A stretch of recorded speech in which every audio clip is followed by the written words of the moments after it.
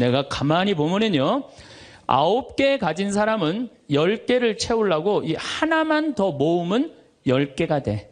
9개 쓸 생각을 못하고 이거 10개 채운다고 하나 모으다가 죽는 사람들 많이 봤어요, 나.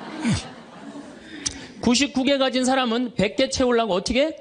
이 하나를 더 모으려고 99개 쓰지도 못하고 죽는 사람들 많이 봤어요, 저는. 여러분들은 어떠세요?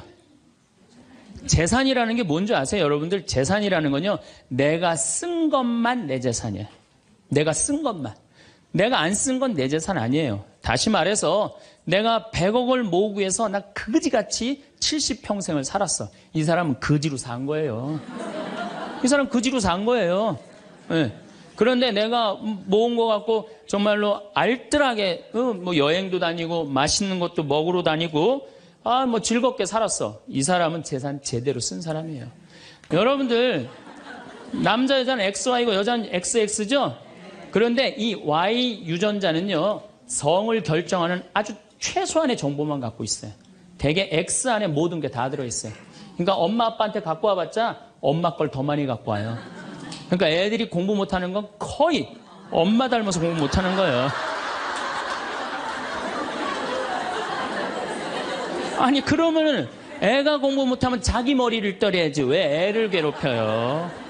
그런데 신부님, 내 아이는 너무 똑똑해요. 아주 착해요. 반에서 1등, 전교에서 1등 해갖고 서울대학 갔어요.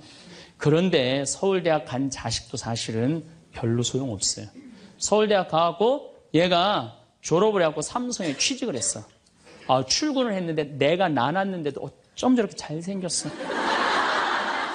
빛이 번쩍번쩍 나. 그렇게 빛이 번쩍번쩍 나. 너무 보기 좋은 거야. 내 자식이지만. 그런 자식일수록요, 잘하는데 아무런 도움도 주지 않은 나보다 훨씬 예쁘고 훨씬 젊은 여우 같은 며느리가 나타나서 낚아채 가는 거예요. 그날로 끝나는 거예요. 그날로.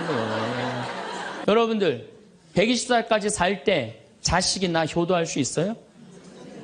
노 갈등이 생기는 거예요. 노 갈등. 늙은 자식과 늙은 부모의 갈등이 생기는 거예요. 제가 대전에 가서 강의를 했어요. 강의를 했는데 노인대학에 가서 강의를 했어요. 그랬더니 할아버지 한 분이 오셔서, 머리가 하얀 할아버지야. 신부님, 제가 75인데요. 나 엄마 때문에 힘들어서 죽겠다는 거예요. 무슨 소린가 했더니 98살 먹은 엄마가 그렇게 잔소리라고 힘들게 한다는 거예요. 이거 먹고 싶다, 저거 먹고 싶다. 자기도 힘들어 죽겠는데 98살 먹은 엄마 때문에 힘들다는 거예요. 그래서 이제는 노 갈등, 늙은 부모와 늙은 자식의 갈등이 생기는 거예요.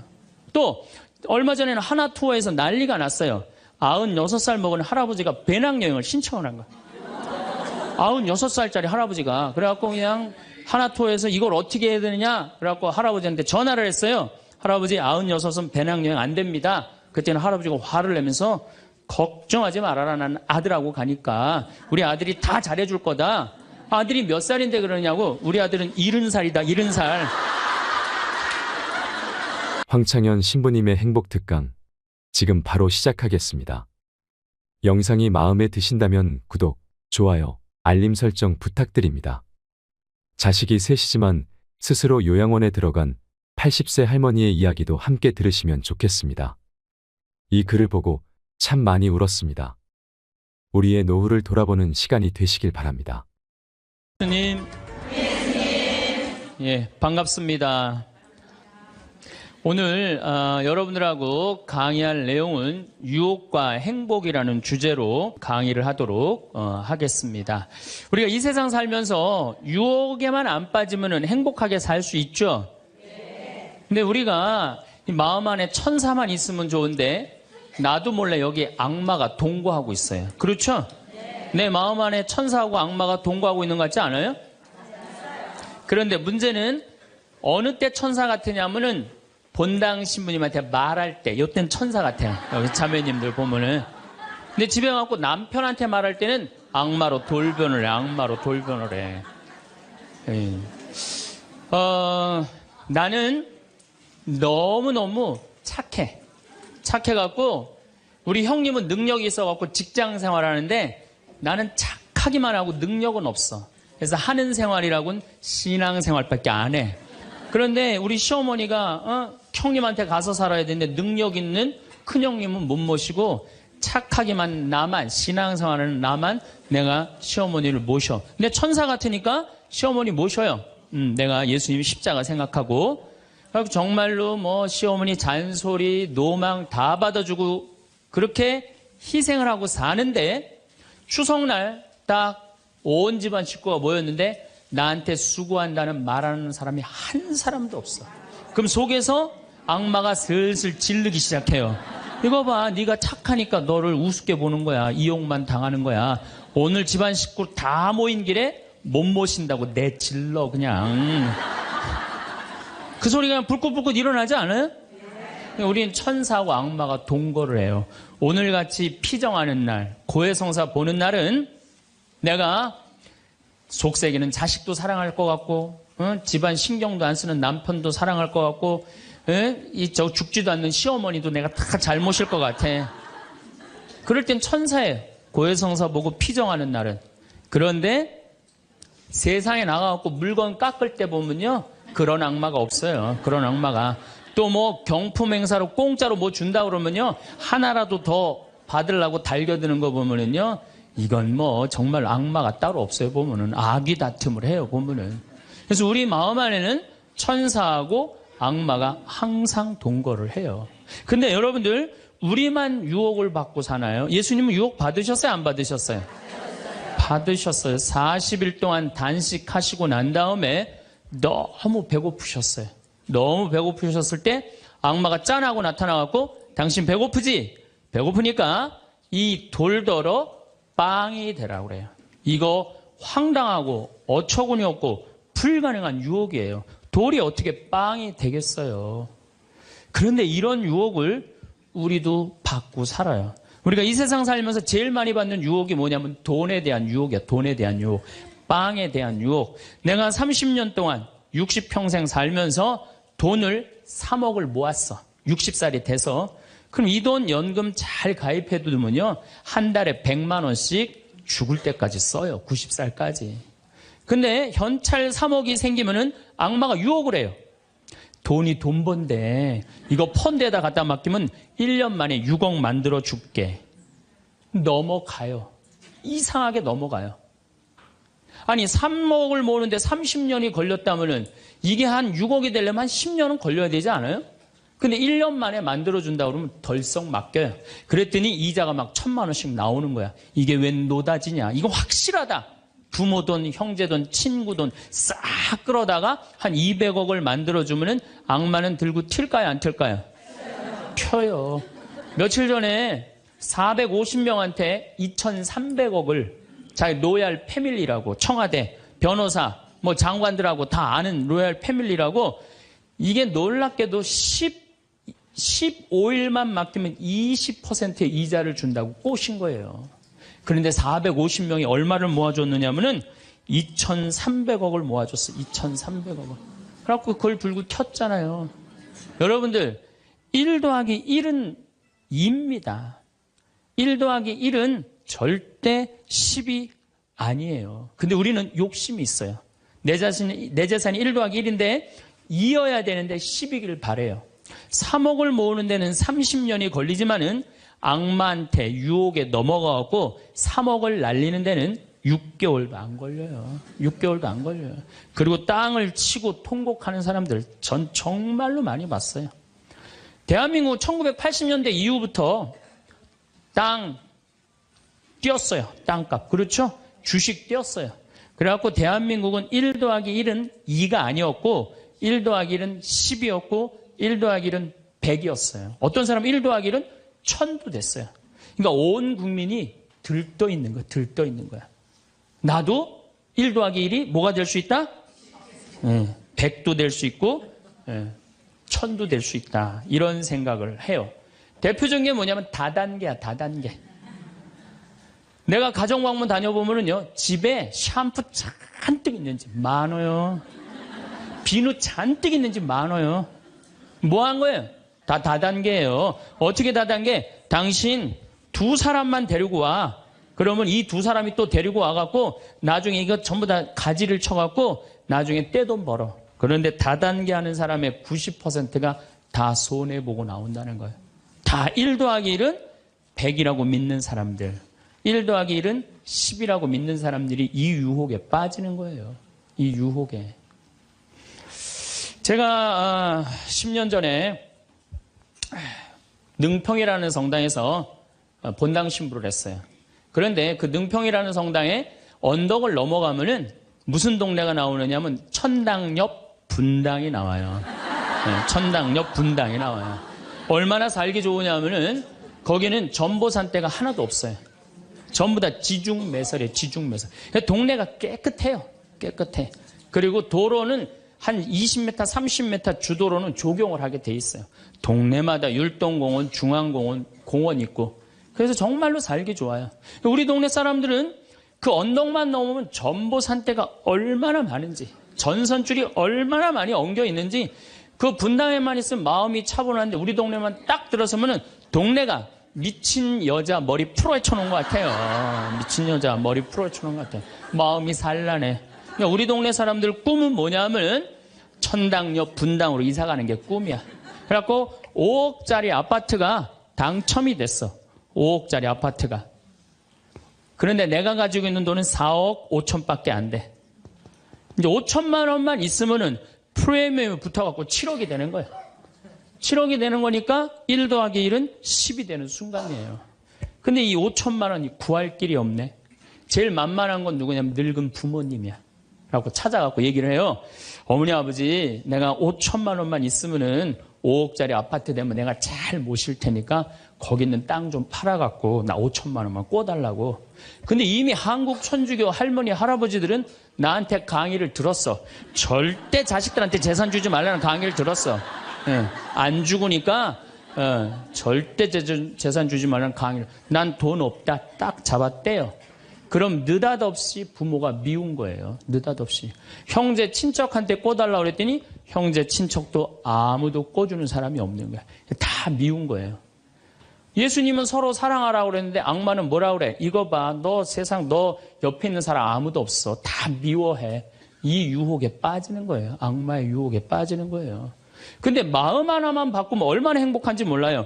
우리 능평은 뭐 조금 전선줄 있다 하더라도 경치 좋고 공기 맑아요. 아주 좋아요. 그리고 분당에서 살려면은요, 거기에 수준 맞추려면요, 피곤해서 못 살아요. 근데 능평은 32평 아파트가 2억 5천이야. 2억 5천이니까, 이 2억 5천짜리 아파트 사고 얼마가 남아요? 2억이 남아요. 이거 갖고 맛있는 것도 사먹고, 여행도 다니고, 어려운 사람도 도와주고, 얼마나 좋아요.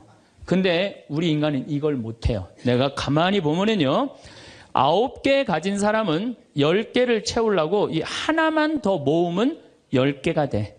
9개 쓸 생각을 못하고 이거 10개 채운다고 하나 모으다가 죽는 사람들 많이 봤어요, 나.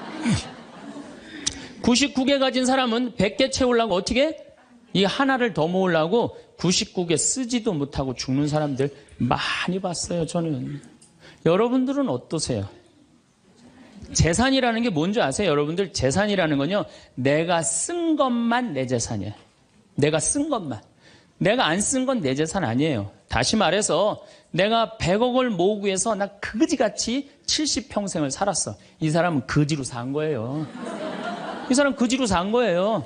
네. 그런데 내가 모은 거 갖고 정말로 알뜰하게 뭐 여행도 다니고 맛있는 것도 먹으러 다니고 뭐 즐겁게 살았어. 이 사람은 재산 제대로 쓴 사람이에요. 그 다음에 죽을 때 그래도 종교기관에 기부나 하고 이런다면은 다행인 사람이에요. 근데 그냥 재산 그냥 이 100억을 주체를 못하는 사람들, 그러다가 죽는 사람들. 루카복음 12장에요. 부자가요, 엄청난 풍년을 맞이해요. 이거 나눌 생각을 안 하고 자기를 위해서 창고를 크게 줘요. 그리고 영혼한테 얘기해. 너 이제 편안하게 살아라. 그러니까 하느님이 뭐라 그래요? 이 어리석은 자야, 오늘 밤이 네 영혼이 떠나는 날이다. 너한테는 그렇게 잘 쓰면서 하느님한테 인색한 자의 끝이 이렇다. 재물을 어디다 쌓아둬라? 하늘에 쌓아둬라. 제가 제일 열받을 때가 언제냐면은 97년, 98년 IMF 터졌을 때 이때 막 우리 교우들 20억, 30억 막 날렸어요. 그래서 술이 그냥 떡이 돼갖고 와서 나한테 뭐라 그러냐면 신부님 이렇게 허무하게 날아갈 줄 알았으면 신축금이라도 많이 낼 걸 그랬다. 제일 열받을 때. 그럴 줄 알았으면 미리 해지. 왜 날리고 와서 나한테 그래. 열심히 산 사람들이 실패하고 울면은 동정이 가는데요. 땅 투기하다가, 주식 투자하다가, 노름하다가, 이거 재산 날리고 와서 눈물 흘리고, 자기 고통스럽다고 얘기하는 사람한테는요, 동정이 안 가요. 열심히 살다가 실패한 사람한테는 정말로 동정이 가는데, 주식 투자하다 돈 다 날리는 사람들 동정이 안 가요. 여러분들, 주식 투자를 하려면은요, 재산 우리 95% 투자자들이 다 실패해요. 왜 그런 줄 아세요? 1년 만에 샀다 팔았다 그래요. 워렌 버핏이라는 사람은 미국 최고의 부자예요. 지금 60년 동안 거의 주식을 했는데 610억 달러를 벌었어요. 주식으로만. 근데 그 사람은 한번 주식을 사면은 최소한 5년, 10년, 20년까지 그냥 쥐고 있는 거예요. 그러니까 돈을 버는 거야. 근데 우리는 그냥 얼마 전에 잠깐 무슨 경제 뭐 방송을 보니까 3개월 만에 15% 내는 수익 방법 그런 건 없어요. 1 더하기 1은 2지 1 더하기 1은 10이 절대 아니에요. 근데 우리는 그렇게 착각하고 사는 거예요. 그런 기대 속에서. 아프리카에는 원숭이 잡는 비법이 있어요. 어떻게 원숭이를 잡느냐 하면은 항아리 이렇게 만들어 놓고 주둥이, 원숭이 손이 들어갈 만한 주둥이를 만들어 놔요. 그리고 여기에다는 자갈을 잔뜩 넣어 놔요. 그리고 여기다 바나나를 딱 놔요. 원숭이가 지나가다가 웬 바나나 그리고 딱 바나나를 잡아요. 잡으면은 주먹이 커지는 거야. 바나나만 놓으면은 손이 빠지는데 잡은 바나나는 놓기 싫은 거야. 그러니까 이 무거운 항아리를 들고 이놈의 바나나 왜 안 빠지냐 하루 종일 뛰어다니는 거야. 저녁에는 지쳐갖고 움직이질 못한대요. 그러면은 그 원숭이를 잡아서 먹는다는 거예요. 그런데 지금 여기 있는 여러분들 가운데서도 그 바나나를 못 놓고 계신 분들 많습니다, 지금. 네? 지금 땅을 쥐고 이러지도 못하고 저러지도 못하고 괴로워하는 사람들 많아요. 주식 사놔갖고 그냥 이러지도 못하고 저러지도 못하고 전전긍긍하는 사람들 많아요. 지금 놀 때예요. 노름에 빠져갖고 그거 원금 찾는다고 뛰어다니는 사람 지금 놓으면은 제일 행복해요. 지금 놓으면 살 수 있어요. 그런데 우리는 그거를 못하는 거예요. 그거를. 욕심을 이용하는 거예요. 악마가 우리를 왜 유혹할 수 있는 것 같아요? 우리의 욕심을 가지고 이용을 하는 거예요. 사기 치는 사람도 1 더하기 1은 100이라고 그러면서 홍보를 하죠. 유혹을 해요. 근데 1 더하기 2는 2라고 믿는 사람은 절대 유혹이 안 빠져요. 근데 1 더하기 1은 100이 되기를 바라는 사람은 그 어처구니 없는 악마의 유혹에 빠진다는 거예요. 난 말할 거 없어요. 내가 그러니까. 내가 여기 생태마을 시작할 때 15년 전에 돈이 한 푼도 없었어요. 그래갖고 우리 교구 70세 원로 신부님한테 찾아갔어요. 김창린 필립보 신부님. 여기가 필립보 생태마을이죠? 그 신부님 찾아갔어요. 신부님, 내가 우리 교우들 앞으로 이제 주 5일째가 곧 될 텐데 우리 교우들을 쉴 수 있는 생태마을을 짓고 싶습니다. 토요일날, 일요일날 와서 피정도 하고 기도도 하고 쉴 수 있는 공간을 짓고 싶습니다. 그랬더니 신부님이 너 어쩜 그렇게 시간을 잘 맞춰서 왔냐는 거예요. 그게 무슨 소린가 했더니 당신이 은퇴하면 살라고 땅을 수원에다 사뒀는데 그게 개발지가 된 거야. 근데 보상비가 14억이 나온 거예요. 근데 신부님이 그때 이런 말씀을 하시더라고요. 우리 신부들 은퇴하면 교구청에서 아파트 한 채 사주는데 내가 그 돈이 뭐가 필요하냐고. 너 그렇게 좋은 일에 쓴다니 내가 너한테 주마. 하루아침에 14억을 받았어요. 내가 이마에 돈복 이렇게 써있다니까요. 이제 그걸 가지고 이 생태마을을 꾸미려고 계획을 해보니까 이거는 뼈대밖에 못 올리겠더라고. 그래서 3개월 동안 전전긍긍을 하는데 신부님이 나를 다시 부르셨어요. 황 신부 와봐라. 너 그거 갖고는 그거 완성을 못하겠다. 내가 평생 북에서 넘어오셨거든요. 그래갖고 학비에 너무 고생을 하셔갖고 신학생들 장학금을 모은다고 10억을 모아두셨어요. 그 10억도 내가 귀양 너 투자하는 거 내가 너한테 해주마. 대신 나중에 네가 장학사업은 이어서 해라. 내가 그 약속을 받고 신부님 또 10억을 또 주셨어요. 24억이 된 거야. 그랬더니 그때 그 본당 신부님 13,000명 본당이 있었는데 교우들이 신부님이 이런 좋은 일에 한다니까 3억을 모아줬어요. 27억이 됐어. 완전히 돈벼락이 그냥 막 쏟아지는 거죠. 그랬더니 후배 신부들이 우리 수원교구 후배 신부님들이 선배 최고 원로 신부님이 이런 사업에 한다니까 동참하겠다고 3억을 또 모아주셨어요. 그래갖고 30억이 돼갖고 이 생태 마을을 내가 진 거예요. 2년 만에. 어디 한번 모금 한번 안 다니고 그 신부님이 다 해주셨어요. 그래서 여기가 그 신부님 본명을 따서 필립보 생태 마을이 된 거예요. 아니 이렇게 30억을 해서 줘서 주셨으면은 내가 열심히 피정 지도하고 여기 또 우리 농토 많으니까 농사 열심히 져갖고 뭐 황토 성당도 짓고 황토 찜질방도 짓고 황토집도 하나하나 져나가면 되는데 하루아침에 30억이 생기니까 내가 확 미쳐버리더라고요. 내가 일해서 이 하나하나 개발할 생각은 안 하고 어디 돈 많은 과부 없나 이것만 찾으러 다니는 거예요. 돈 많은 과부 없나. 이 미친 거죠. 제가 보기에는. 그래갖고 1년을 돈 많은 사람만 찾아다녔어요. 그것도 33, 4살밖에 안 된 새파란 신부가. 얼마나 이거 황당한 일이에요. 나도 1 더하기 1은 100이라고 생각을 한 거죠. 근데 그렇게 1년을 따라다녔는데 이게 또 부자들이 특징이 있어요. 도와줄 것 같으면서도 안 도와주고 안 도와줄 것 같으면서도 도와줄 것 같이 말하고 미치겠더라고요. 내 마음 안에 평화가 하나도 없더라고요. 그런데 사도 바오로가 데살로니가 후서 3장 6절서부터 10절까지 내 머리를 한 대 때렸어요. 일하기 싫은 사람은 먹지도 말아라. 나는 교회에 주님의 말씀을 전하지만 성도들한테 피해를 주기 싫어서 밤낮으로 일을 했다. 금을 짜는 일을 했다 이거예요. 그래 내가 열심히 농사 짓고 된장, 간장, 고추장, 청국장 우리 콩 있으니까 여기 또 지역 주민들하고 콩 계약 재배하고 그렇게 하면 되지.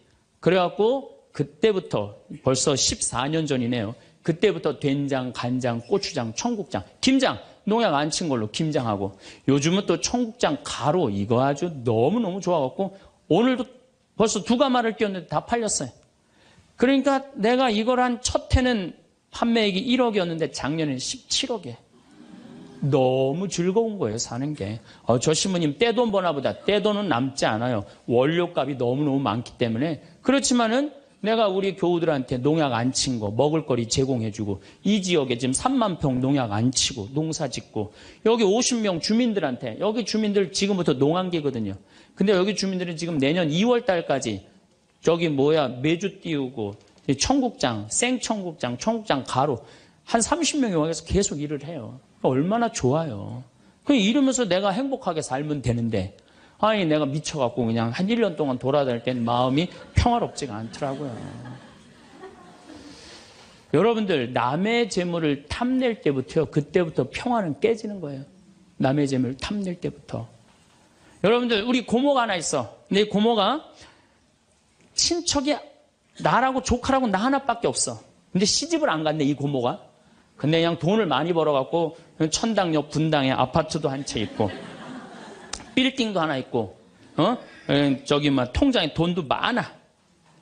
그럼 이 조카가 저 고모 늙은 고모 죽으면은 저 재산이 누구한테 온다? 나한테 온다. 이 생각하는 순간부터 얘는 불행한 거예요. 고모 재물 탐내는 순간부터 얘는 불행한 거예요. 남의 재물을 탐내면 안 되는데 악마는 뭐라고 우리한테 유혹을 하느냐면 남의 재물을 탐내라고 유혹을 해요. 우리 어머니 아버지가 잘 살아. 저 재산 나한테 오겠지. 그때부터 얘는 일 안 해요. 딴 생각만 하는 거예요. 1 더하기 1은 2라고 생각 안 하고 1 더하기 1은 100이 된다고 생각을 하고 사는 거예요. 절대 평화롭지가 않아요. 또 여러분들 형제 중에 누가 잘 살아. 우리 형이 잘 살아. 누나가 잘 살아. 근데 내가 이번에 아이가 대학을 들어가. 나 등록금 좀 안 대주나. 이때부터 죄짓기 시작하는 거예요. 이때부터 미워하기 시작하는 거예요. 성당 질 때도 마찬가지예요. 성당 질 때도 내가 하느님 아버지 집을 줘. 그러면은 그 하느님 아버지 집 짓는데 내가 봉헌하면 되잖아. 근데 그냥 나는 봉헌할 생각 안 하고 우리 성당의 제일 부자가 저거 얼마 봉헌하나 이것만 기다리고 있는 거야. 근데 그냥 그 부자는 내가 보기엔 1억을 해도 되는데 500만 원밖에 안 했어.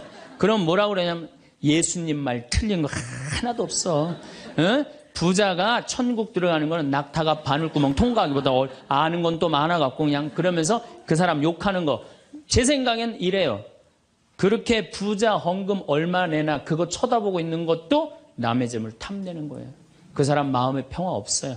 내가 가지고 있는 것만 누구한테 봉헌하면 돼? 하느님한테 봉헌하면 되는 거예요. 우리가 이 돈에 대한 유혹, 이것 때문에 죄를 짓고 사는 거예요. 그런데 유혹 중에 제일 무서운 유혹이 뭔지 아세요? 여러분들 돈 왜 벌어요? 자식 욕심 때문에 버는 거예요. 자식 때문에 여러분들 돈 버는 거예요. 자식 때문에. 아메리카의 인디안들은 자식이 태어나면 어디다 봉헌하냐면 별한테 봉헌한다고 그래요. 우리 아이 추억 많게 해달라고. 요즘 어제 그제 여기 별 정말 미치도록 많아요. 밤하늘에 별똥별이 2만 개가 떨어져. 2만 개. 지난번에 우리 수녀님들 한 20분 오셨을 때 내가 여기 마루 위에 강 위에다 마루를 깔아놨어요. 그 위에다 밤에 침낭을 하나씩 다 드려요. 그럼 누워갖고 별을 보는데 별똥별이 1시간 동안 10개가 떨어졌대. 10개가. 수녀님들이 너무 행복하다는 거예요. 이 별을 보고 행복한 추억을 가지고 살았으면 좋겠는데 우리나라 엄마들은 그런 생각 안 해요. 인디언들은 별 보면서 우리 아이 행복한 추억이 많았으면 좋겠다. 그리고 들판에 봉헌한대요. 우리 아이 건강하게 뛰어놀게 해달라고. 그 다음에 태양에 봉헌한대요. 우리 아이 아주 씩씩하고 건강하게 잘 자라게 해달라고. 근데 대한민국 엄마들은 애가 태어나면 어디다 봉헌하냐면 학원에 봉헌해. 학원에. 우리 아이 어디 들어가게 해달라고? 서울대학 들어가게 해달라고. 서울대학 들어가게 해달라고. 그래갖고 임신을 하면은 이거 굉장히 중요한 거예요. 임신을 하면은 하느님 나한테 생명을 주셔서 감사합니다. 이 아이가 하느님 이 세상에 태어나서 행복하게 살았으면 좋겠습니다. 이렇게 생각하는 엄마가 하나도 없다는 거예요. 임신을 딱 하는 순간 무슨 생각을 하냐면 내 뱃속에 서울대학 C가 들어왔다고 생각을 하는 C가. 그래갖고 막 임신 한 달, 두 달, 막 10달이 되면 배가 이만해져요. 그러면 C가 이만해진 거야. C가 이만해진 것만큼 꿈도 이만해진 거야. 하고 아침에 인사를 해도 한국말로도 안 해. 영어로 하는 거야. How are you today, my baby? Good morning. 막 영어로 하는 거야. 마음 급한 엄마들이. 네. 그래갖고 애가 엄마의 태를 열고 세상에 나왔어. 세상이 얼마나 예뻐요. 하늘도 예쁘고 별도 예쁘고 달도 예쁘고 단풍도 예쁘고. 근데 그냥 이 아이가 그냥 그 창문을 통해서 세상을 보려고 했더니 마음 급한 엄마는 너 그거 볼 시간이 어디 있어. 온 집안을 도배를 다 해놔요. 아니 집안만 도배해 놓으면 되지 창문에다가도 도배를 해놔요. 한쪽에는 그냥 가나다라 마바 차타 갖다 붙여놓고 반대쪽에는 ABCD.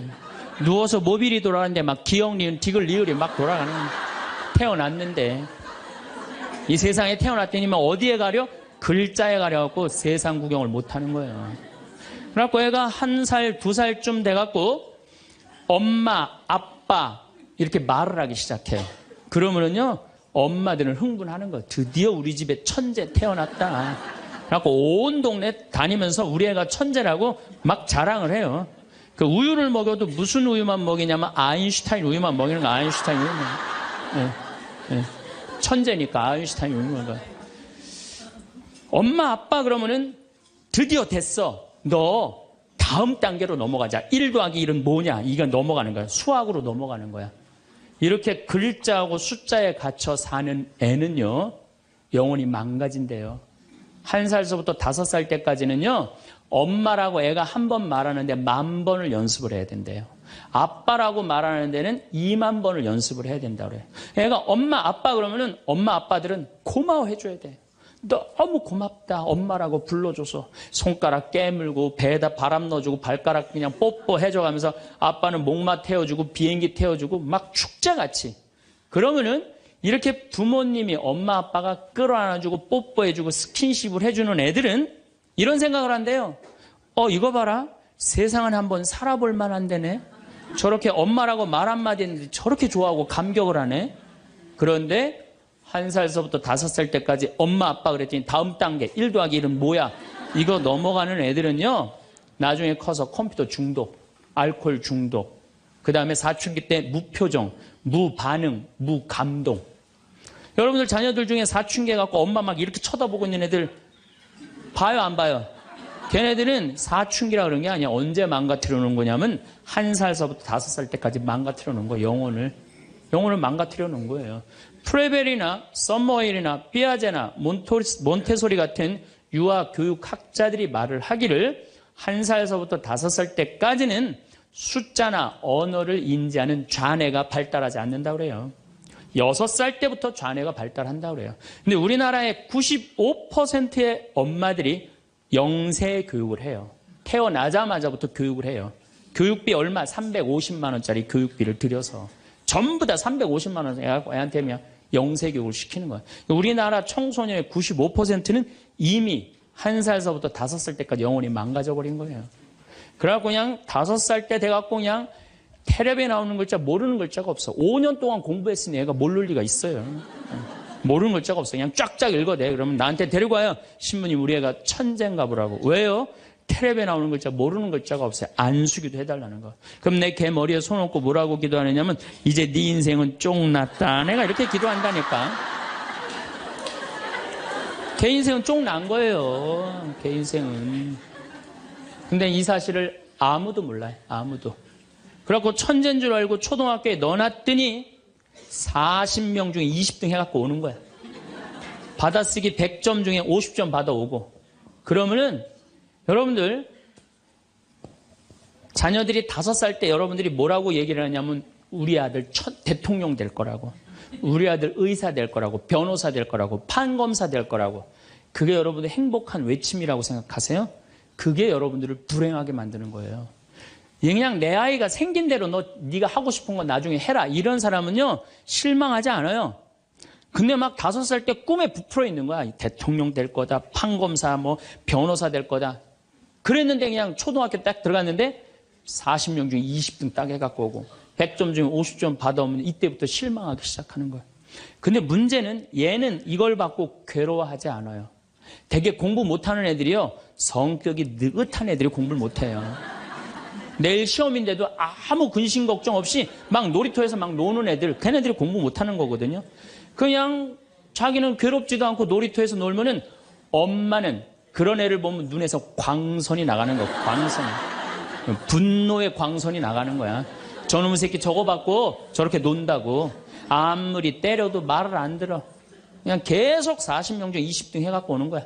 그러면 엄마는 슬프지만 괴롭지만 힘든 결정을 다시 한번 해요. 우유를 아인슈타인 우유에서 서울 우유로 바꿔요. 서울 우유로.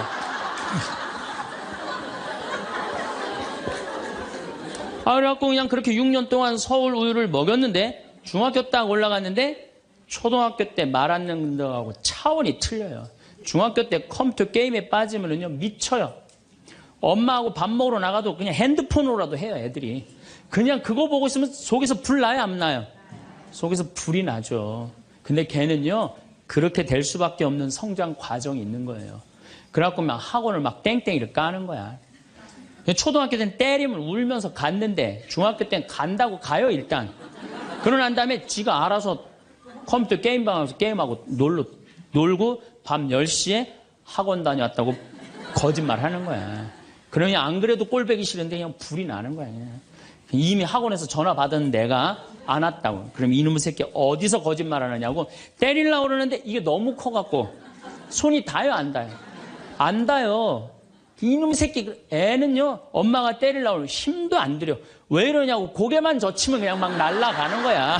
고개만 젖히면 손이 닿지도 않아. 그러면 또 멱살을 끌어내려갖고 그냥 이놈의 새끼 어디서 엄마 때리는데 피하느냐고 그러면은 그때서 아이가 엄마 손을 딱 잡고 흰 눈동자 95%, 까만 눈동자 5%, 엄마보다 눈을 더 뒤집어 확 뒤집고. 왜 이러냐고. 나 좀 제발 놔두라. 나 공부하는 거 지겹다고. 엄마를 확 밀쳐내요. 그럼 엄마는 그냥 마룻바닥에 확 널브러지면서 마룻바닥을 움켜쥐고 너무 슬프지만은 힘든 결정을 다시 한번 해요. 우유를 서울우유에서 연세우유로 바꿔요. 연세우유로. 네. 연세우유로 이제 바꿔갖고 그냥 먹었는데, 고등학교 올라갔는데 이놈이 이거는 뭐 내가 보기에는, 여러분들 중학교 때는요, 애가 말도 못하고 반항을 하는데 고등학교 때는 차원이 틀려요. 어떻게 틀리냐면 엄마 아빠는 뭘 잘 살아서 나한테 잘 살라고 그러느냐고, 당신들이 나한테 해준 게 뭐 있느냐고 말도 못하는 거예요. 이때는 어떤 상황에 들어가느냐면 동네 자랑도 못해.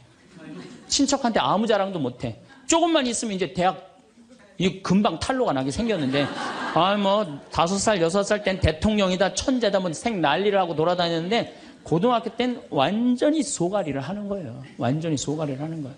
그리고 말도 못하는 게 한마디 하면 아들이 그냥 주먹으로 그냥 문치면 문이 뻥뻥 뚫리니까 무서워서 말도 못하는 거예요. 그러면 그냥 동네에도 말 못하고 그냥 집에서도 말 못하고 엄마만 속병이 드는 거예요. 너무 슬프지만은 아무도 모르게 힘든 결정을 다시 한번 해요. 우유를 연세우유에서 건국우유로 바꿔요.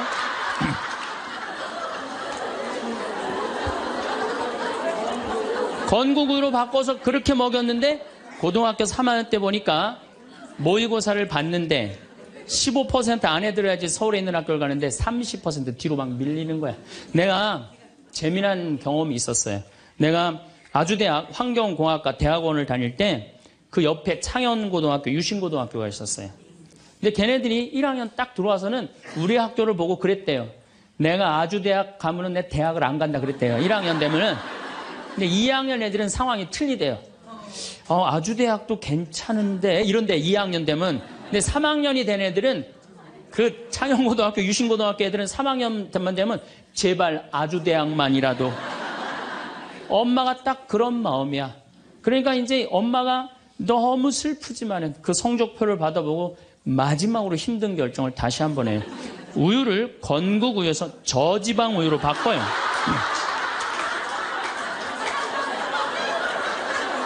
저지방 우유로 바뀌는. 그래갖고 그냥 제발 지방대학은 가지 말라고. 그래갖고 그냥 지방대학 그렇게 가지 말라고 저지방 우유를 먹었는데 애가 결국은 지방대학을 갔어. 이때부터 자식이 미운 거예요. 자, 여러분도 한번 생각을 해봐요. 그 소중한 자식 태어났는데 처음부터 네 생긴 대로 살아라 그랬으면 20년 동안 사랑이 쌓였을 거예요. 근데 처음부터 자기가 먼저 대통령, 판검사 목표 설정해놓고 애가 따르지 않는다고 애를 미워한다. 애가 잘못하는 거 부모가 잘못하는 거예요. 나는 100번 부모가 잘못한다고 생각을 해요. 공부 못하면 어때요? 애가 건강하고 자기 행복하게 살면 되지. 내 목표에 애가 따르지 못한다고. 그리고 애들이 공부 못하는 거는 누구 머리 닮아서 공부 못해요? 여러분들 남자 여자는 XY고 여자는 XX죠?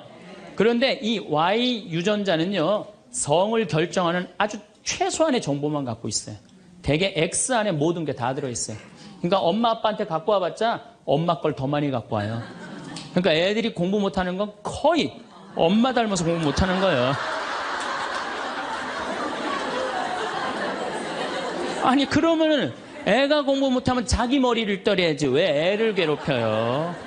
그러니까 우리나라 초등학교, 중고등학교, 대학생 중에 부모하고 제일 사이 나쁜 세대가 대학생이 제일 나빠요.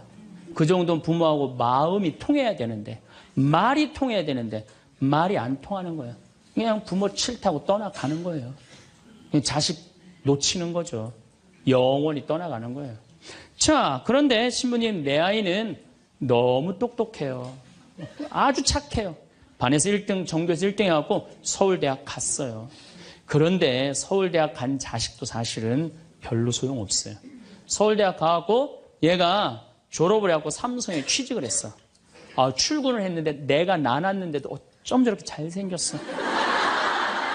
빛이 번쩍번쩍 나. 그렇게 빛이 번쩍번쩍 나. 너무 보기 좋은 거야. 내 자식이지만. 그런 자식일수록요, 잘하는데 아무런 도움도 주지 않은 나보다 훨씬 예쁘고 훨씬 젊은 여우 같은 며느리가 나타나서 낚아채 가는 거예요. 그날로 끝나는 거예요. 그날로. 여러분들, 옛날에는 부모 자식이 끈끈했어요.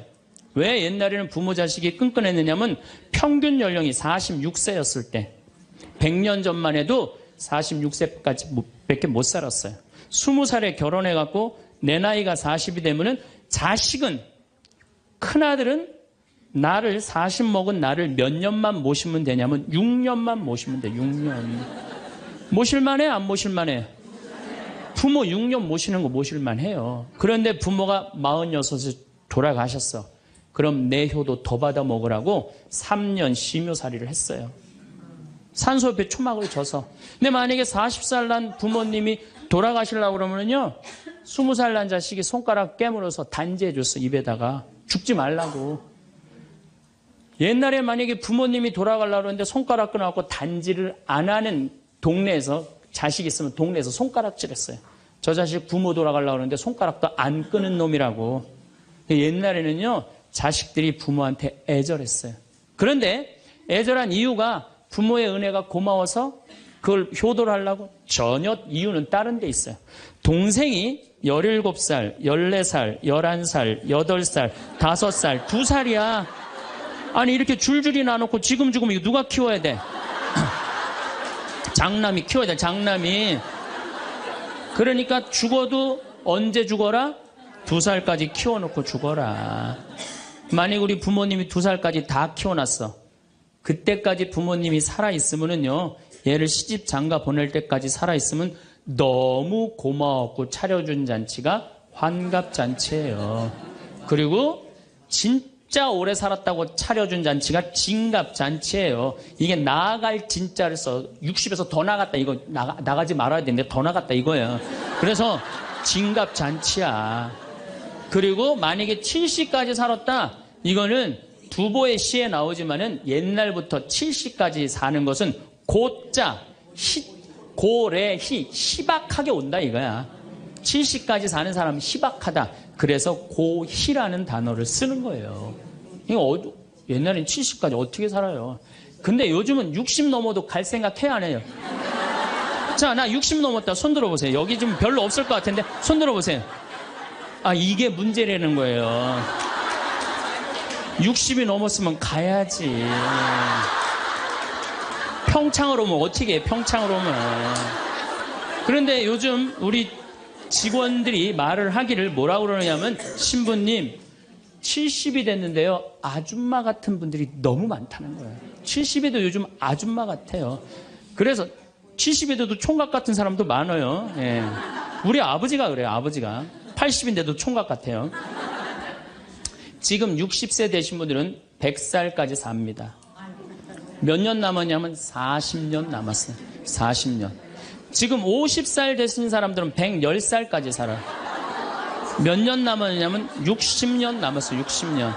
자, 아니 오늘 방송에서 뭐라고 그랬냐면은 2040년에 평균 연령이 190살이라고. 90살. 2040년. 자, 그렇다면 여기 지금 50대신 분들 2040년이면은 80대예요. 그때 평균 연령 90이에요. 그럼 그때 다 100살 넘게 산다는 얘기예요. 제 말이 그냥 허투루 하는 말이 아니에요. 지금 40 넘은 사람들은 120살까지 살아요. 여러분들 120살까지 살 때 자식이 나 효도할 수 있어요? 노 갈등이 생기는 거예요. 노 갈등. 늙은 자식과 늙은 부모의 갈등이 생기는 거예요. 제가 대전에 가서 강의를 했어요. 강의를 했는데 노인대학에 가서 강의를 했어요. 그랬더니 할아버지 한 분이 오셔서, 머리가 하얀 할아버지야. 신부님, 제가 75인데요. 나 엄마 때문에 힘들어서 죽겠다는 거예요. 무슨 소린가 했더니 98살 먹은 엄마가 그렇게 잔소리라고 힘들게 한다는 거예요. 이거 먹고 싶다, 저거 먹고 싶다. 자기도 힘들어 죽겠는데 98살 먹은 엄마 때문에 힘들다는 거예요. 그래서 이제는 노 갈등, 늙은 부모와 늙은 자식의 갈등이 생기는 거예요. 또 얼마 전에는 하나투어에서 난리가 났어요. 96살 먹은 할아버지가 배낭여행을 신청을 한 거예요. 96살짜리 할아버지가. 그래갖고 그냥 하나투어에서 이걸 어떻게 해야 되느냐, 그래갖고 할아버지한테 전화를 했어요. 할아버지, 96은 배낭여행 안 됩니다. 그때는 할아버지가 화를 내면서, 걱정하지 말아라. 난 아들하고 가니까 우리 아들이 다 잘해줄 거다. 아들이 몇 살인데 그러냐고. 우리 아들은 70살이다. 70살.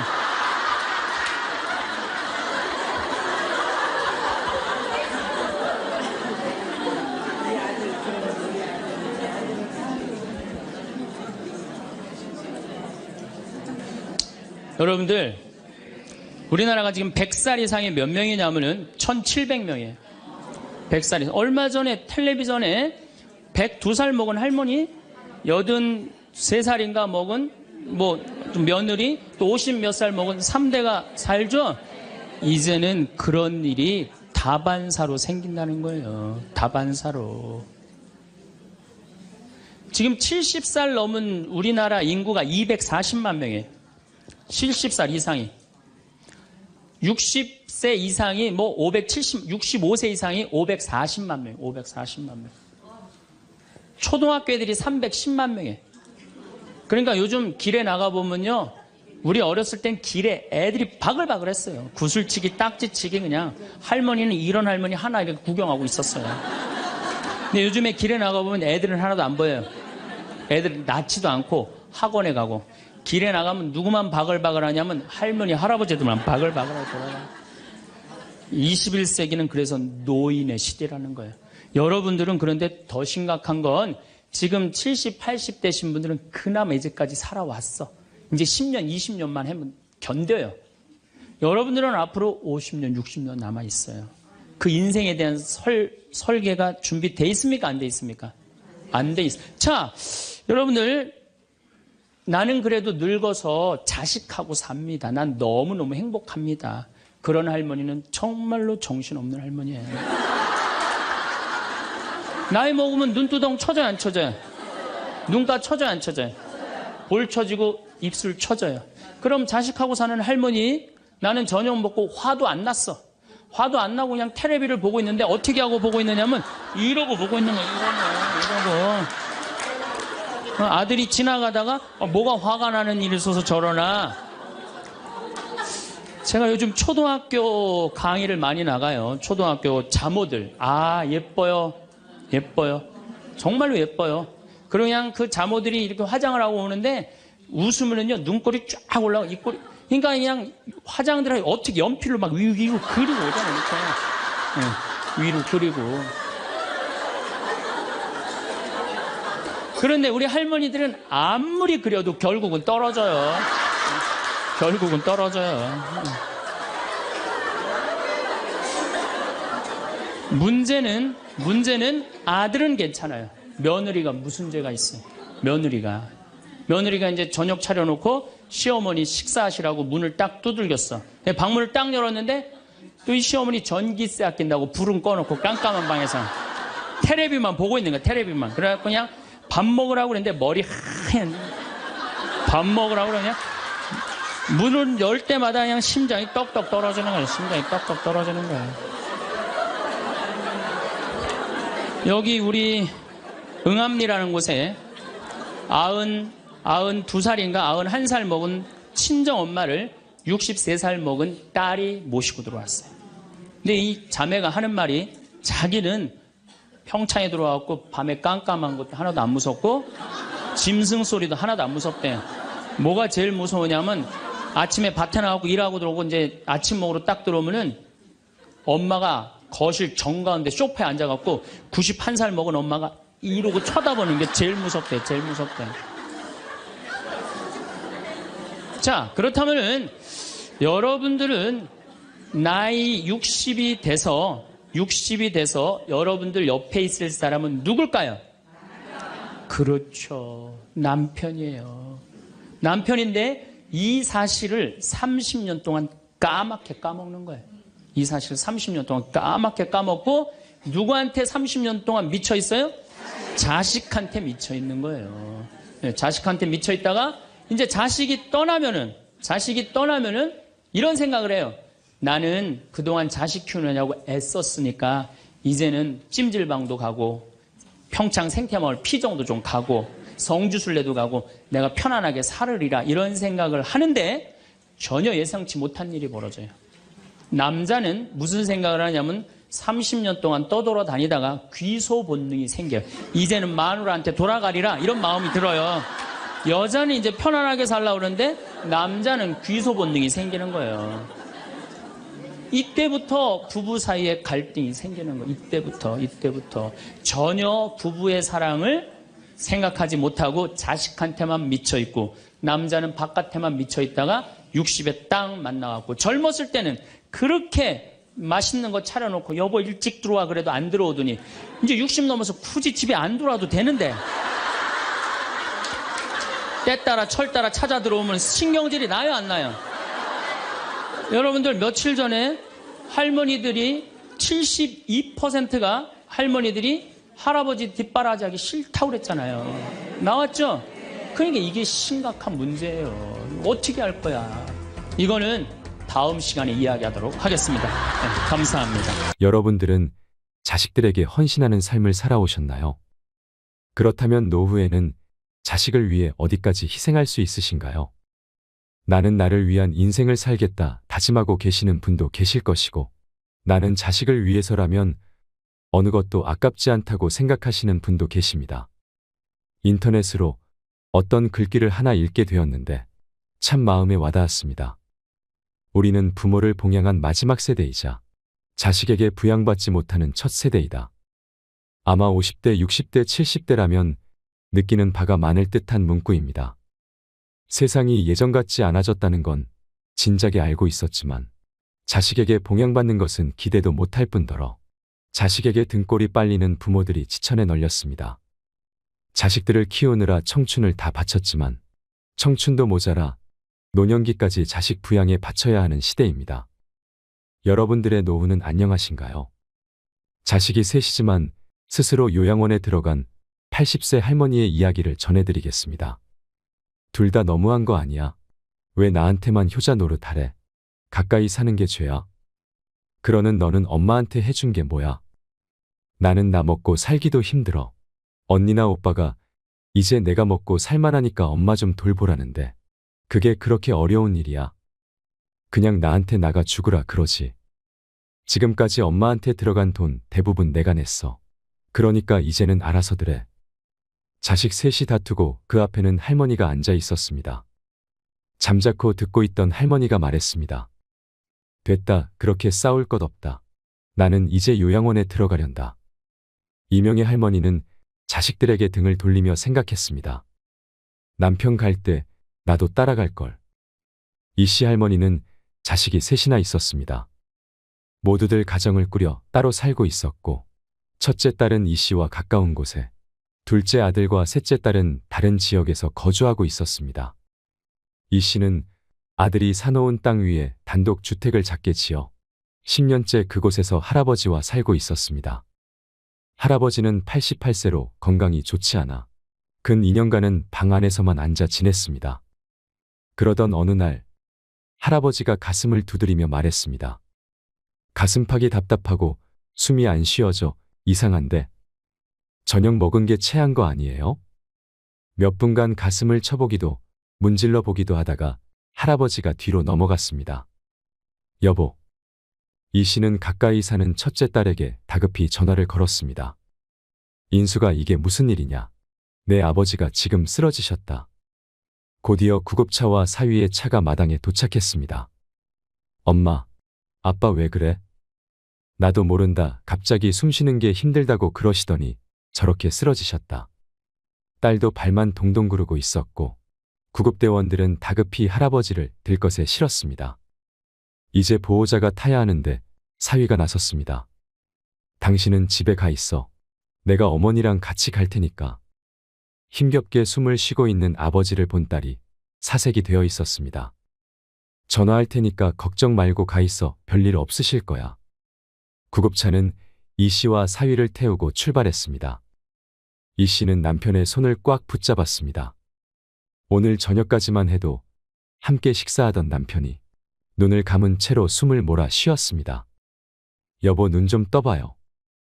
남편은 대답이 없었습니다. 강서방, 이를 어째? 정신이 없어 보이는 이 씨를 사위가 다독였고, 괜찮으실 거예요. 장인어른 제 말 들리세요? 사위가 괜찮을 거라고 말했지만 이 씨는 어떤 느낌이 있었습니다. 꼭 붙잡고 있던 남편의 손에서 점점 힘이 빠져나가는 것이 느껴졌습니다. 이 씨가 얼른 그 손을 축혀 올려 쥐었지만 남편에게선 반응이 전혀 없었습니다. 구급차 안이 다급해졌습니다. 구급대원에게 밀려나 이 씨가 손을 놓치자 남편의 손이 맥없이 툭 떨구어졌습니다. 남편의 숨이 멎었고 이 씨는 짧은 작별 인사도 하지 못한 채로 구급차 안에서 남편의 마지막 순간을 지켜보게 되었습니다. 아이고 아빠, 아버지. 서울에 살고 있는 아들과 막내딸도 급히 내려왔습니다. 너무나도 갑작스러운 죽음에 다들 슬퍼했고 88세의 나이에 지병까지 있었기에 언제 어떻게 되어도 이상하지 않은 남편이었습니다. 또한 이 씨도 80세가 넘으며 죽음과 가까워지고 있음을 머리로는 알았지만 평생을 함께한 남편이 하루아침에 사라지니 현실감이 없었습니다. 그래도 90 가까이 살다가 고통 없이 갔으니까 호상이네요. 장례식장을 찾아온 사람들이 하나같이 말했습니다. 어찌 보면 그들의 말이 맞았습니다. 고통에 몸부림치다 병원에서 혹은 요양원에서 죽음을 맞이하는 사람들을 보면 이 씨의 남편은 그야말로 노인들이 부러워할 만한 끝이었습니다. 아내와 평화로운 저녁 식사를 마치고 숨이 넘어가 구급차에서 자신도 모르는 사이에 생을 마감했으니 무척 짧은 시간이었습니다. 그래, 사람들 말이 맞다. 나도 우리 집에서 살다가 그렇게 조용히 내 아빠 따라가련다. 무슨 그런 말을 해. 엄마까지 가면 우린 어떡하라고. 장례도 어떻게 치렀는지 기억나지 않는 정신없는 나날이 지나고 이 씨는 남편 없이 집에 돌아오게 되었습니다. 엄마, 진짜 혼자서 괜찮겠어요? 아, 괜찮대도. 장례가 끝나자 아들, 딸들이 모두 이 씨의 집으로 모였습니다. 아들과 막내딸은 곧 서울로 올라가 봐야 하는데도 발걸음이 떨어지질 않았습니다. 며칠만이라도 누나 집에 가 있어요. 그래, 우리 집에 와서 좀 있어. 내가 거기 가서 뭐 하냐? 그냥 집에 있는 게 좋아. 아들과 첫째 딸의 말에도 이 씨는 고개를 저었습니다. 엄마, 아니면 우리 집으로 가던가. 혼자 이 집에 있으면 좀 그렇잖아. 막내 딸까지 합세하여 어머니를 모셔 가려 했지만 이 씨는 아무 곳으로도 가고 싶지 않았습니다. 신경 쓰지 말아라. 너희 아버지 계실 때도 혼자 있는 것 같았으니까. 그래도 그거랑 같아. 너무 적적하지 않겠어. 그래, 괜찮으니까 너희는 어서 가봐. 그래도 너희가 있어서 다행이다. 고맙다. 이 씨는 홀로 집에 남겨졌습니다. 그래도 자식들 집에 가는 것보다는 익숙한 집이 좋았습니다. 더 이상의 변화는 원치 않았습니다. 이 집에서 남편만 빠져 있다고 생각하는 것이 오히려 마음이 편할 듯 했습니다. 하지만 아담하던 집이 넓게 느껴지는 것만은 어쩔 수 없었나 봅니다. 남편의 유품들을 정리하고 남편이 지내던 방을 싹 비워 청소해 놓으니 무척이나 횡했습니다. 도로와 떨어진 후미진 곳에 있는 집이라 원체 조용한 곳이었는데 안 그래도 고요한 곳이 남편마저 없으니 바늘이 떨어져도 큰 소리가 날 듯했습니다. 이 씨는 TV 볼륨을 크게 키우고 생활했습니다. 수발 들어야 하는 영감 없으니 편하네. 말은 그리했지만 마음은 구멍이 뚫린 듯 허전했습니다. 다음 날도 다다음 날도 이 씨는 마당에 앉아 풀 구경을 하다가 집으로 들어와 TV를 보고 다시 나가서 마당에 앉아 있다 들어오곤 했습니다. 혼자서는 이곳에서 할 일이 없었습니다.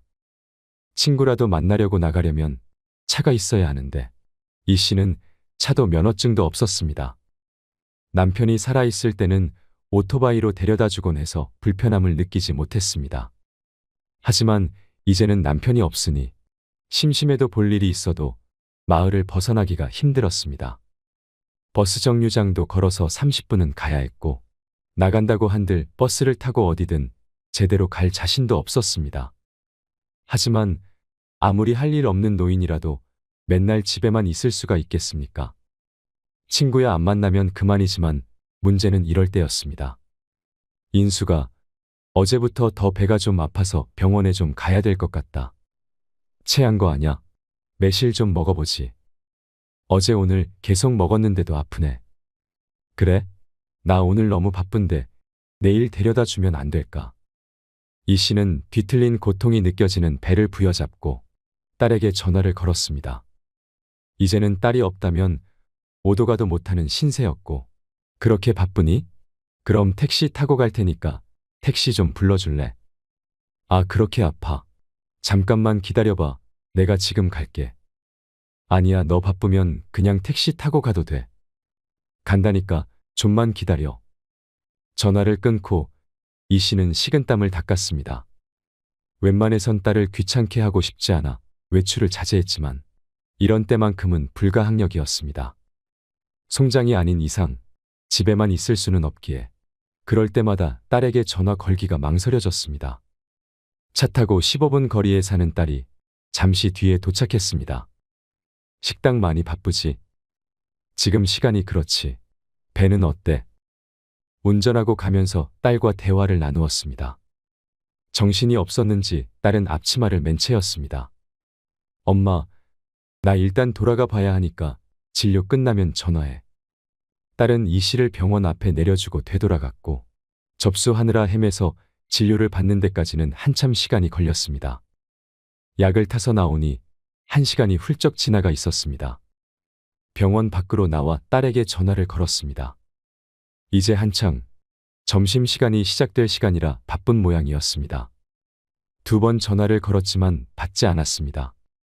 택시라도 타고 가려 했지만 지나가는 택시가 한 대도 보이지 않았습니다. 병원 앞 벤치에 앉아 기다리를 한참. 딸에게서 전화가 걸려왔을 땐 점심시간이 끝나 있었습니다.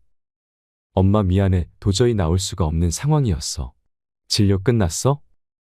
그래, 지금 병원 앞에 나와 있다. 택시라도 타고 가지. 여태 기다렸어? 지나가는 택시가 있어야지. 콜택시 부르면 되지. 그런 것을 할 줄 알았으면 애초에 딸을 부를 일도 없었을 것이었습니다. 딸이 다시 어머니를 데리러 왔습니다. 차에 타자마자 타박하는 소리가 들렸습니다. 버스나 택시도 탈 줄 알아야지.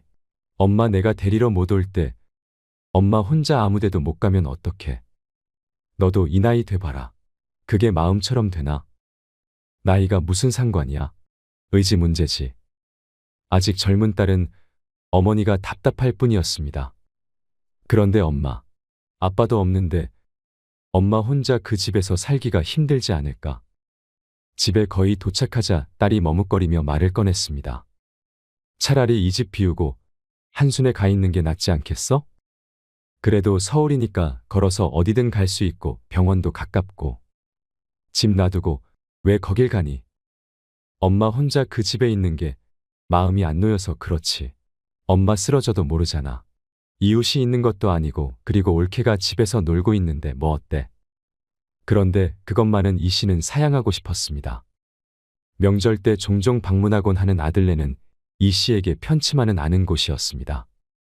자신도 그렇고 며느리도 그렇고 원체 살가운 성격이 못되기에 그런지, 아니면 원래 고부 사이는 그런 것인지 아직도 며느리는 남 같은 마음이 컸습니다.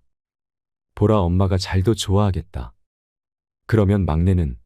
막내한테 가서 지내는 건 어때? 막내딸도 서울에서 살고 있는데 그 집에 가는 것도 말이 안 되었습니다. 입에 겨우 풀칠하고 사는 애한테 무슨 짐을 지워주려고 거길 가니? 집이 없다면 모를까. 멀쩡하게 살고 있는데 왜 자꾸 서울로 가라는 거야? 그게 아니라 내가 매일 이렇게 엄마를 돌봐줄 수는 없잖아. 엄마도 가야 내가 좀 편히 살지. 이렇게 딸을 부르는 것은 많아야 일주일에 한 번이었고 오늘도 아픈 것이 아니었으면 집에서 나오지도 않았을 것이었습니다. 그리고 둘째나 셋째 집으로 가라면서 자신의 집으로 오라는 소리는 없는 첫째 딸이었습니다. 너도 이제 안 부를 테니까 내 걱정 마라. 너 바쁘면 택시 타고 다닐게. 식당 바쁜데 어서 들어가 봐라. 그러자 딸도 마지못해 수긍했습니다. 이 씨는 딸을 보내고 집으로 들어왔습니다. 이러니 저러니 해도 내 집이 좋았습니다. 언제 죽을지는 모르겠지만 나도 이곳에서 살다가 평온하게 눈 감는 것이 최근 들어 생긴 이 씨의 소원이었습니다. 그렇지만 그 바람은 절대 이루어질 수 없는 소원이 되었습니다.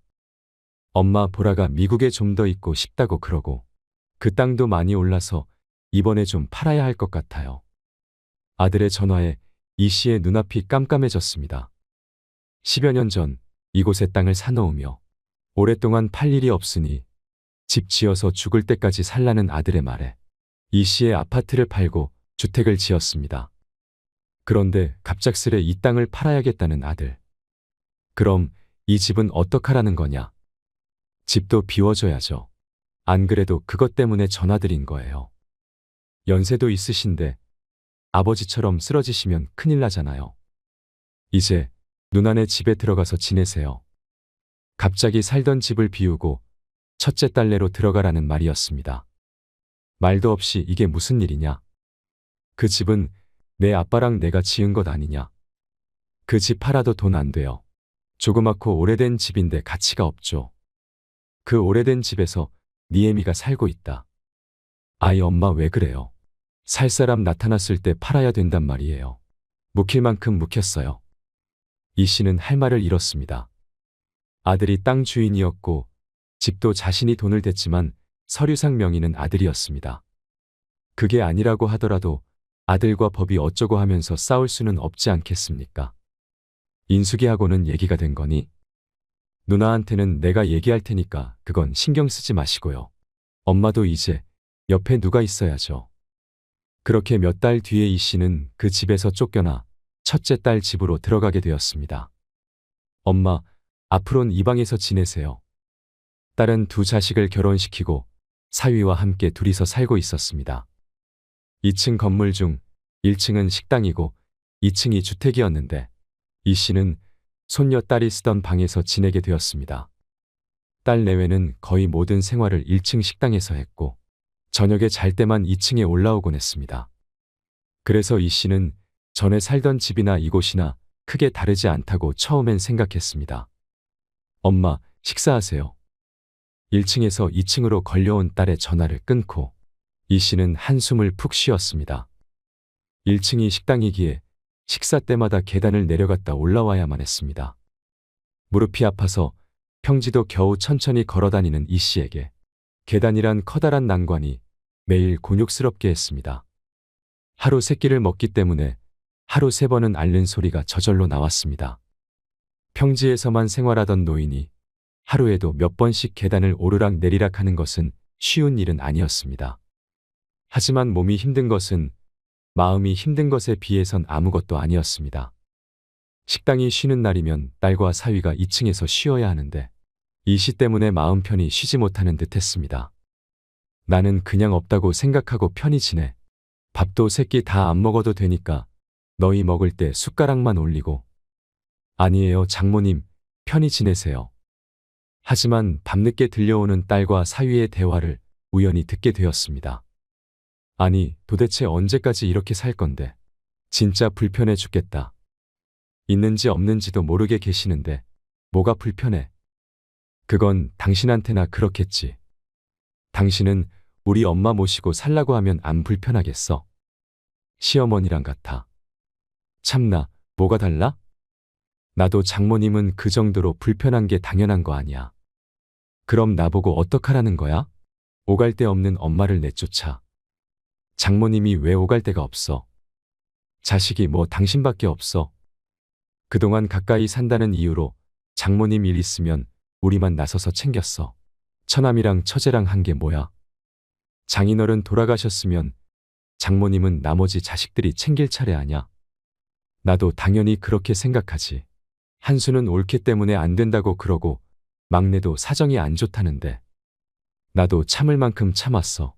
내일 당장 처남한테 전화해. 장모님은 하나밖에 없는 아들이 모셔야지. 조심성 없게 오가는 대화에 이 씨가 숨죽였습니다. 이 씨가 듣든 말든 상관이 없는 것인지 들으려 노력하지 않아도 대화 소리가 크게 전해졌습니다. 애초에 장모님 살고 계신 그 땅을 홀랑 팔아버리는 아들이 어딨어? 지들이 책임질 것도 아니고 말이야. 이렇게 떠넘기듯이 장모님 보내버리면 끝이야. 그러게 나도 어이가 없어서 참. 아무튼 우리도 할 만큼 했으니까 어머니 모셔가라 그래. 알겠어. 내일 얘기해 볼게. 다음 날 첫째 딸이 아들에게 전화를 걸어 이 씨를 데려가라 했습니다. 그런데도 이 씨는 안 가겠다고 할 수 있는 처지가 아니었습니다. 사위가 저리 불편하다는데 버티고 있을 수가 없었습니다. 그렇게 이 씨의 의견은 단 한 번도 묻지 않은 채 아들 집으로 가는 것이 정해졌습니다. 엄마, 자식들이 여럿이니까 이 집 저 집 돌아가면서 살아보시면 좋지 뭐. 명절엔 내가 갈게. 큰딸이 하는 말에 여러 대꾸하지 않고 그저 그러마했습니다. 이 씨는 짐짝처럼 이 집에서 저 집으로 옮겨졌습니다. 큰 아들은 딸 둘이 있는데 모두 미국에 있었습니다. 그래서 아들 부부만 넓은 집에서 살고 있었습니다. 엄마, 회사 갔다 올게요. 쉬고 계세요. 아들이 이른 아침 출근하면 그 집엔 이 씨와 며느리만이 남게 되었습니다. 어머니, 제가 할게요. 그냥 계세요. 아니다, 넌 쉬고 있어라. 이것만 닦으면 돼. 뭐라도 보탬이 되고 싶어 청소를 하고 있던 이 씨를 며느리가 말렸습니다. 부지런히 움직여도 가만히 있어도 며느리는 이 씨를 불편해했습니다. 그런 며느리의 눈치를 보느라 이 씨 또한 가시방석에 앉아 있는 듯 했습니다. 혼자 살던 자신도 갑자기 며느리 눈치를 보며 살자니 힘들었지만 며느리도 죽을 맛이었겠죠. 졸지에 시어머니를 모시고 살게 되었으니 불만이 날로 쌓여갔습니다. 이 씨의 아들이 출근하면 대충 때우곤 했던 식사를 시어머니가 있으니 제대로 차려야 했고 소파에 편히 앉아서 TV를 보는 것도 쉽지 않았습니다. 애초에 이렇게 지내는 게 평탄할 것이라고는 생각도 안 했습니다. 딸과 사위도 불편해하는데 며느리라고 시어머니를 편히 모실 수는 없었을 것입니다. 보라 엄마는 어디 갔어? 주말 아침부터 보이지 않는 며느리의 행방을 아들에게 물었습니다. 아, 보라 엄마, 잠시 친정에 좀 다녀온다고 갔어요. 그래, 자고 온대. 며칠 있다가 온대요. 하지만 곧 아들이 통화하는 소리를 들으니 어찌 된 일인지 알 것 같았습니다. 그렇게 가버리면 어떻게 하라는 거야? 엄마가 불편하게 한 적도 없는데 뭐가 불편해? 뭐, 대리효도? 엄마가 환자도 아니고 당신이 무슨 시중을 들었다고 그래? 나야 일을 하니까 어쩔 수 없었던 거지. 그러면 오갈 데 없는 엄마를 어떻게 하라는 거야? 당신이 땅 팔라고 그렇게 들들 볶았었잖아. 막내? 막내 사정 뻔히 아는데 어떻게 모시고 가라 그래? 얼른 돌아와. 내가 엄마 밥은 또 어떻게 차려드리냐? 며느리가 하는 소리는 들리지 않았지만 듣지 않아도 알 것 같았습니다. 자신이 2살짜리 아이도 아닌데 다들 자신을 돌보는 것이 힘들어 누구든 데려가길 원하는 것 같았습니다. 손이라도 보태고 싶어서 집안일도 열심히 해보았지만 뭐라든 자신은 애물단지가 된 듯 했습니다. 막내야, 네가 좀 와서 엄마 모시고 가라. 결국 아들이 막내딸에게 전화를 걸었습니다. 내 상황 알면서도 엄마 모셔가란 소리가 나와? 경제적으로 힘든 막내딸은 어이없다는 듯이 대꾸했습니다. 그러면 어떡하냐? 지금 내 새언니도 처가댁으로 가버렸고 엄마랑 나랑 집에 둘이 있다. 새언니도 웃긴다. 엄마 모셔본 적이나 있으면 모르겠는데 얼마나 됐다고 홀랑 도망가 버리냐. 보라 엄마도 오죽했으면 그랬겠냐. 그래도 아들인 나보다 딸이 낫지 않겠어? 내가 좀 엄마 좀 모셔가라. 아들과 막내딸이 투닥투닥하는 통화소리가 들렸습니다. 언니한테 다시 좀 말해봐. 나는 정말 상황이 안 돼. 누나네 집에 있다가 여기로 온 건데 어떻게 다시 데려가라 그래. 주말에 언니랑 같이 갈게. 그렇게 주말이 되었을 때 이 씨의 자식들 셋이 전부 모이게 되었습니다. 모이게 된 이유는 하나였습니다. 이 씨를 누가 데려갈 것인가. 이 씨의 뜻은 고려하지 않은 그녀의 거취에 대한 결정을 위한 자리였습니다. 그곳에서 이 씨는 꽂아 놓은 보릿자루처럼 앉아 있었습니다. 옳게는 너무한 거 아니야? 며느리가 돼가지고 어떻게 시어머니가 불편하다고 홀랑 집을 나가버려? 그러니까 말이야. 요즘 세상 참 좋아졌다. 그렇게 쉬우면 내가 하면 되겠네? 뭐 또 그 소리야? 그러면 오빠가 생활비 다 줄래? 생활비 주면 엄마 내가 모셔갈 수 있냐? 서로 싸우는 상황을 이 씨는 지켜보고만 있었습니다. 애초에 매형 때문에 이렇게 된 거잖아. 그 넓은 집에서 엄마랑 사는 게 뭐가 불편하다는 거야? 그러는 옳게도 엄마 불편하다고 나가 버린 거 아니야? 왜 내 남편 탓을 해? 그동안 가까이 산다는 이유로 엄마에 관한 모든 일을 다 너네 매형이 처리했는데 이제 와서 매형 탓하는 건 염치 없는 거 아니니? 그러는 나는 그동안 엄마한테 들어간 돈 다 내가 댔다고. 나도 할 말은 있어. 이거 왜 이래? 서로 네 탓이다 내 탓이다 하는 모습을 보는 이 씨의 표정이 착잡했습니다. 결국엔 이 씨를 서로 맞지 않으려고 싸우고 있는 것 아니겠습니까? 그만해라. 이 씨가 한참 있다 입을 열었습니다. 나만 없으면 너희들이 이렇게 싸울 일 없는 거지. 그러자 자식들 셋이 입을 다 물었습니다. 나는 내가 알아서 살련다. 그러니까 그만들 해라. 어떻게 알아서 해? 아들이 물으니 이 씨가 뜸을 들이다 입을 열었습니다. 요양원이라도 들어가서 살 테니 이제 너희들 모두 신경 끄고 살아. 그러자 다들 놀라서 한마디씩 했습니다. 뭐 요양원? 갑자기 그게 무슨 소리야? 그래, 자식이 셋이나 있는데 왜 요양원에 들어가? 이 씨는 헛웃음을 지으며 대꾸했습니다. 그래 자식들이 셋이나 있지만 나이든 엄마 돌봐줄 사람이 있냐? 너희들 중에 그렇게 할 사람이 있니? 그러자 다들 합주기가 되었습니다. 없지? 그러니까 내가 알아서 살련다. 제발 그만하자. 이제 이리저리 옮겨 다니는 것도 싫고 너희들에게 짐 되는 것도 싫다. 이제는 자식들에게 짐이 될까 미안한 마음보다는 짐 취급을 받는 자신의 처지가 서러운 마음이 커졌습니다. 나도 내 늙은 몸뚱이 의탁해서 너희들 힘들게 하기도 싫고 이렇게 싸우는 모습을 보는 건 더 싫다. 그냥 요양원에 들어가는 게 너희 좋고 나도 좋은 길 같다. 그동안 너희가 용돈 줬던 거 통장에 다 모아뒀다.